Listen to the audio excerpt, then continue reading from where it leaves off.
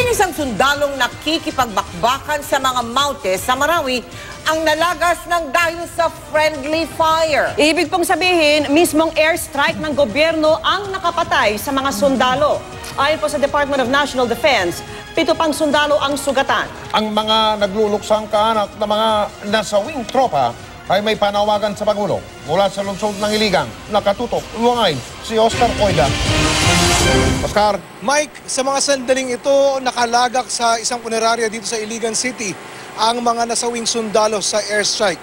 Kanina nakausap natin ang ilan sa kanilang mga kaanak at may apila sila kasabay ng kanilang pagluluksa. 11 na mga sundalong namatay sa bakbakan sa Marawi. Ang isa-isang binababa sa punerarya dito sa Iligan City.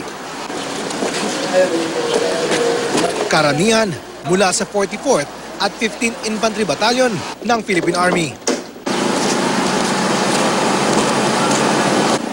Aksidente umunong tinamaan ng sariling airstrike ng gobyerno kahapon. Sa loob ng punerarya, hindi mabitawan ni Aling Joanne ang litrato ng anak na si Corporal Christopher de la Cruz. Kahapon pa lang, iba na raw ang kutob niya. Tinawagan ko siya, tapos kring lang ang cellphone. Tapos yung nag-text ako, pag mag-reply ka na, kaya iba na pakiramdam ko, tumaas ang dugo ko, pakiramdam ko parang lumaki ang ulo ko ba, ganun man ang sign, magtaas ang dugo ko. Wala talaga hindi mag-reply.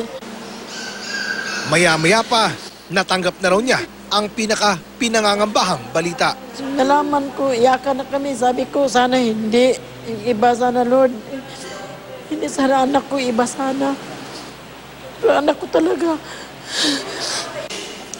Ang misis naman ni Private First Class Kevin Sisiman, nakausap pa raw ang asawa ilang oras bago siya sinawim palad.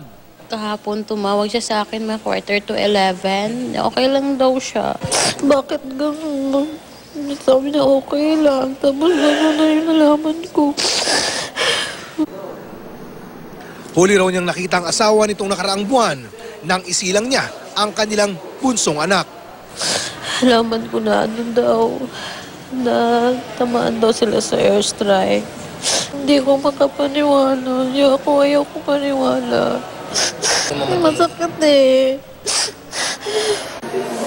Namimigati man sa sinapit ng pinakamamahal, wala raw silang kinikimkim na sama ng loob sa pamahalaan. Tanggap na namin, sir. Bali, package na yan sa serbisyo na sinumpaan ng pamangkin ko. Kasari ang buhay niya para ipaglaban yung sambayan ng Pilipino. Ang hiling lang nila, hindi sila pabayaan ng Pangulo. President, nagbuhay siyang kinabuhi. Gitupad niya yung tungkulin na pinangako niya, sinumpaan niya. Sir, maawa ka sa mga anak niya.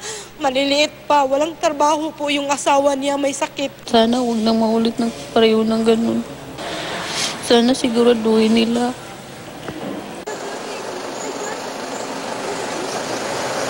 May kanina na i-transport na yung isa sa mga nasawi sa kanilang lugar sa may Holosulu. Bago umalis ang sakyang kinalagyan niya, binigyan siyang pugay kamay ng mga kasama niya sa Philippine Army. Sa mga sandaling ito, Mike, nanatiling 10 ang mga nasawing sundalo dito sa puneraryang kinaroroonan natin. Mike? Kamusta naman ang suportang natatanggap ng mga naulila, ng mga napatay sa airstrike ng mga sundalo, Oscar? Mike, sa pakipag-usap natin sa mga nasawi, nabanggit naman nila na may mga ipinangako sa kanila ang pamahalaan at umaasa sila na maitutupad ito, Mike. Ang ito namang punerarya na kinaroroonan natin, bantay sarado pa rin ngayon ng mga kawal ng gobyerno at hindi nila iniiwan yung lugar hanggat naririto yung kanilang mga kasamang nasawi, Mike. Baka sakali lang itong tanong na ito, Oscar. May balita pa kung bibisita si Pangulong Duterte, kung dadalawin niya yung mga nakaburol na yan, na mga nasawing mga sundalo natin, Oscar? Well, Mike, sa mga sandaling ito, very limited yung mga impormasyon na kukuha natin, partikular mula dito sa mga kawal ng gobyerno. Wala pa tayong natatanggap na anumang impormasyon tungkol dyan, particular dito sa kinaroroonan natin, Mike. Maraming salamat, Oscar Oida.